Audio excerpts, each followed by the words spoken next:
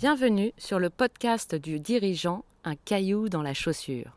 Alors aujourd'hui, nous avons le problème de Cécile, DG, qui manque d'air, qui ne supporte plus son équipe de direction, qu'elle a le sentiment de porter à bout de bras alors qu'ils devraient être eux-mêmes porteurs d'énergie. Ah, c'est pas humain, les salauds, ils m'ont épuisé.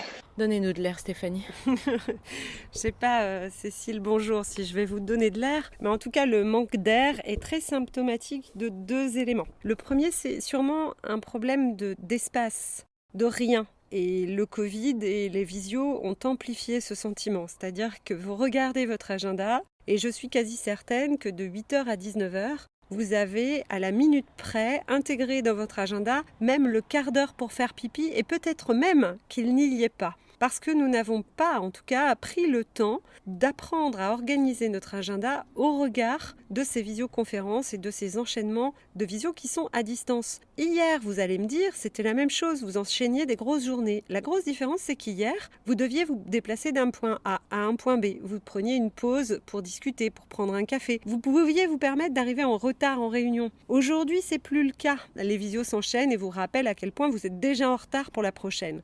Donc en fait, ce manque d'air correspond aussi à un manque d'espace, à un manque de rien. Prévoir de ne rien prévoir sera peut-être une solution. Mais premier éclairage, c'est quel rapport au temps vous avez aujourd'hui. Ce temps qui est extrêmement en lien avec, étonnamment, l'air dont vous manquez. Il faut prévoir de ne rien faire pour pouvoir souffler, quoi. Et pour pouvoir laisser l'imagination, l'imagination en tout cas, l'esprit, un peu de liberté à l'esprit pour se concentrer sur autre chose. C'est exactement ça, parce que c'est d'autant plus important que le deuxième élément à mettre en miroir, c'est la place que vous avez aujourd'hui. En fait, effectivement, l'espace qui ne sert à rien sert toujours à un dirigeant. Tout simplement parce que c'est le temps qu'il faut pour se mettre en position méta et prendre un temps d'observation par rapport à l'entreprise que vous dirigez, à la performance que vous visez. Si vous n'avez jamais le temps de vous mettre à distance de votre équipe, en réflexion sur votre équipe, si vous ne prenez pas le temps d'innover ou de chercher les dimensions autres que vous pourriez avoir, vous allez être comme un hamster dans la roue, mais surtout, vous n'allez plus être à votre place, c'est-à-dire votre position de stratège, d'anticipation, de lobby, de médiatisation, de communication, de leader tout simplement qui enrôle les équipes. Peut-être que probablement vous enchaînez vos réunions et que votre sujet aujourd'hui c'est de savoir où est réellement votre place. Ces deux éléments, le manque de temps et d'espace et le problème de positionnement dans votre place, vous coupent de toute votre énergie et de votre joie. Voilà pourquoi vous avez du mal à les supporter, vos collaborateurs, parce que pour être vous-même porteur d'énergie, eh bien encore, il faut-il en avoir. C'est-à-dire qu'il faut prendre soin de vous pour pouvoir prendre soin des autres. Et ça, c'est votre première règle de dirigeant. Autorisez-vous à prendre du temps, autorisez-vous à vous relier à vos besoins fondamentaux, autorisez-vous à prévoir de ne rien prévoir pour apporter des évolutions considérables à l'entreprise et ne pas être en répétition comme un hamster dans votre roue. Vous risquez de ne plus supporter vos collaborateurs, mais surtout vous risquez en plus de devenir pessimiste et râleur. Acariâtre. Acariâtre.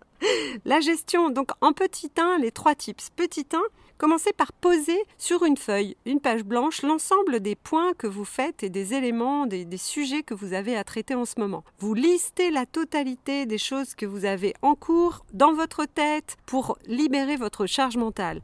Et vous allez vous rendre compte que toute cette liste, peut-être que les 3/4 ne sont pas essentiels pour vous en tant que dirigeant, mais devraient être reportés ou délégués sur votre équipe ou reportés tout simplement dans le temps. Autorisez-vous à prendre le temps.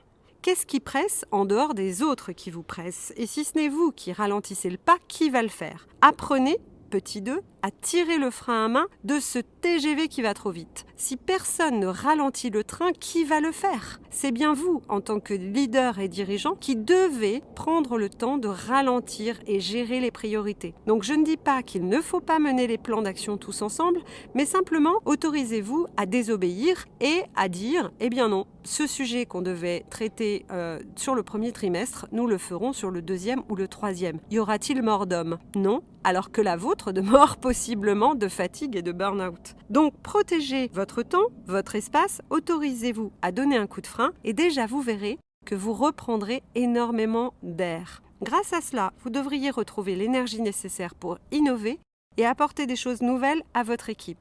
En bougeant de votre place, vous allez obliger votre équipe à reprendre la sienne et donc à redevenir eux-mêmes responsables de l'énergie de leurs équipes.